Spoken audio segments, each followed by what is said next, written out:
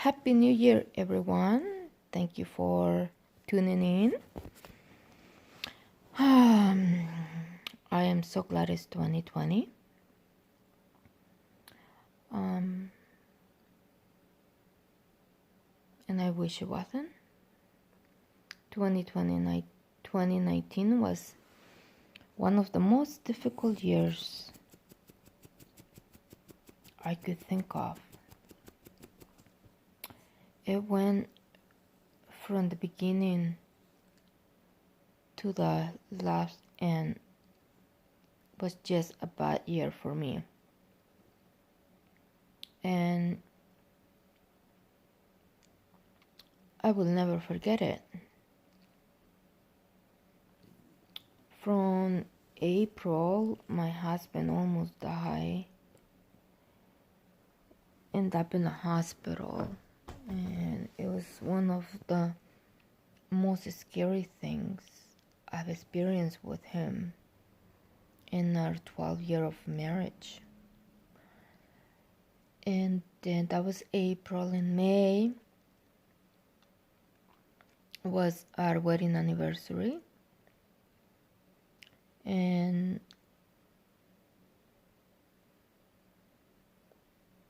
early May, I noticed that my dog was sick. I took her to the chiropractic.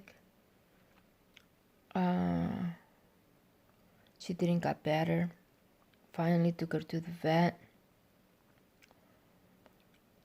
A week later, I took her to the vet after taking her to the chiropractic. And they said she had a bladder infection. So I really didn't get stressed out about that. I thought, okay, well, bladder infection, okay. We put her on antibiotics. She was on that for like 3 weeks and she wasn't getting better. She was actually getting worse. There was blood coming in her urine. And then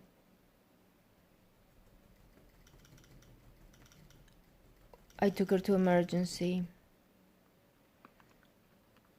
And we find out that she had stones.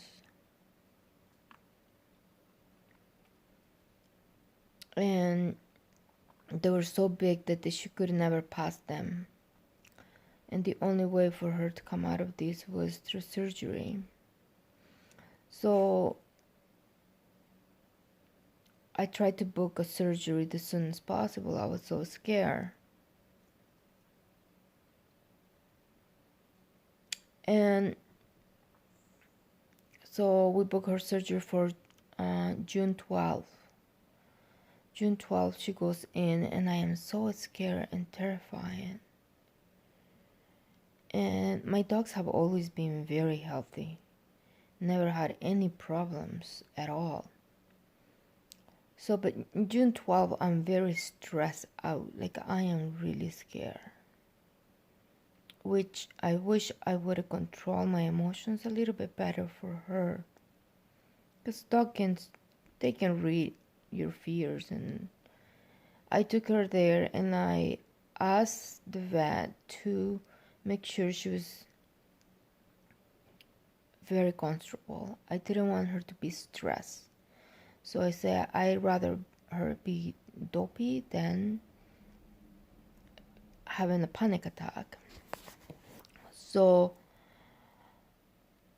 and I also asked her to please take her in as soon as possible. So I want the surgery to be done early in the morning, which I don't think it was done until like 1 o'clock. Because they never called me. Actually, they didn't even call me. I called them. And it was like 2:30 when she was coming out of the surgery. And then I needed to pick her up before 6. I was there by 5:30. And my dog, Becky, was in a panic state. As soon as I got into the office, I can hear her. And I was like, this is exactly what I didn't want her to have. I wanted her not to be this worked up about it because she was scared. So I quickly just got the stuff and signed the papers and her medications and brought her home.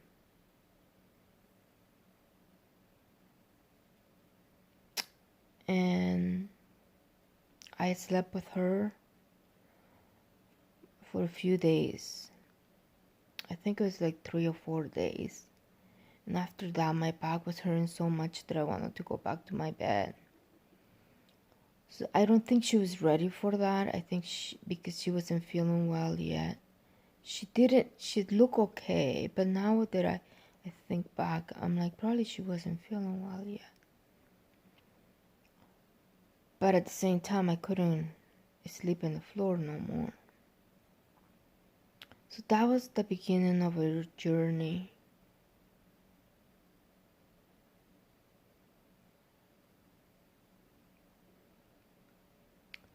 A 6-month journey to her death.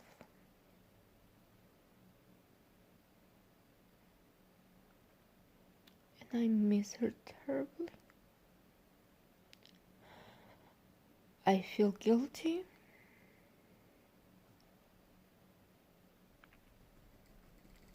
Thinking I didn't read the signs. I should have taken her early.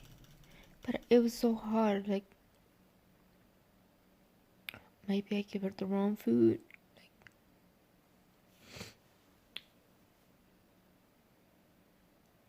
So, anyway.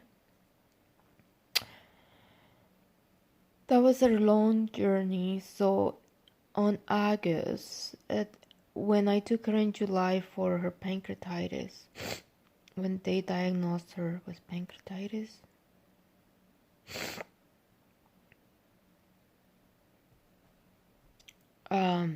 they told me it could be fatal. And then they say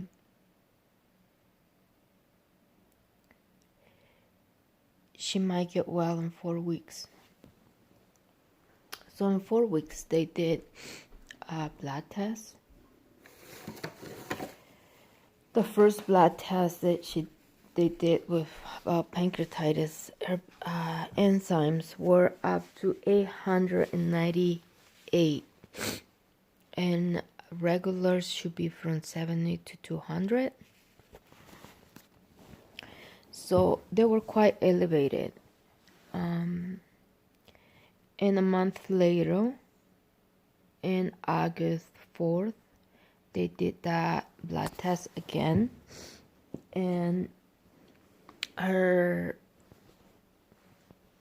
pancreas was normal. It was, I think it was like 140 or something like that. So after that, at the same time, when I got the results, I still have a very sick dog. She didn't improve. So I was happy to hear that her blood test came normal, but I was upset because I was like, what do? I still have a very sick dog. And there was this big kind of like, the doctor didn't want to give me medication for her. And it is very stressful to have a dog that is sick and you don't have medication. So I went and searched for a new vet, and my friend had talked to me about her holistic vet, and that's what we did. We took her to a holistic vet, and kind of useless, really. It was a pure waste of money. She didn't give me any medication for her. This is her advice. It was like, you know what? It's whatever goes up, it has to come down. In some part, I was like, yeah, true. So she will get better.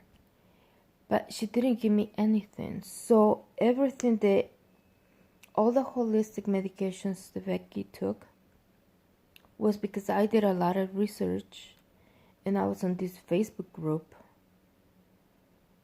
and stuff that people were giving to their dogs and it was working for them.